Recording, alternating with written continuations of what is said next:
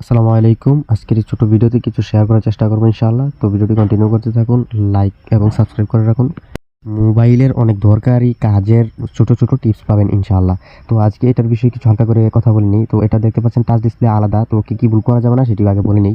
প্রথমে খুলতে হবে খুব সাবধানে, কিন্তু থিনার ব্যবহার করা যাবে না ডিসপ্লেতে। অ্যামোলেড ডিসপ্লেতে আপনারা থিনার ব্যবহার করতে পারেন খুব সাবধানে, তবে আইপিএস ডিসপ্লে কিন্তু আপনারা থিনার ব্যবহার করতে পারবেন না। তো দেখতে পাচ্ছেন সুন্দর করে ডিসপ্লেটি কেটে নিয়েছি। তো টাচ ডিসপ্লে আলাদা হয়, তো আমাদের টাচ ডিসপ্লেটি আলাদা বসাতে হবে। তো যে ছোট টিপসটি সেটা হচ্ছে যে সময় আমরা ওসিআই করবো সে সময় হালকা করে একটু তেল দিয়ে নেব ইনশাআল্লাহ, তখনই আমাদের ওসিআইটা খুব সুন্দর হবে।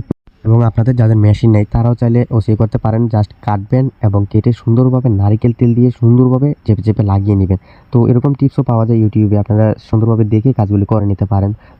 কেন ডিসপ্লেতে তেলের কথা উল্লেখ করলাম? তো তেল দেওয়ার কারণ হচ্ছে কিছুদিন আগে একটি কাজে দেখা গিয়েছিল যে ওসিআই মেশিনে দেওয়ার পরও মাঝখানে ভাবল রয়ে গিয়েছিল। তো এই সমস্যাটির কারণে আপনাদের কাছে শেয়ার করলাম যে আপনারা একটু তেল ব্যবহার করবেন, তখনই কিন্তু সমস্যাটি হবে না।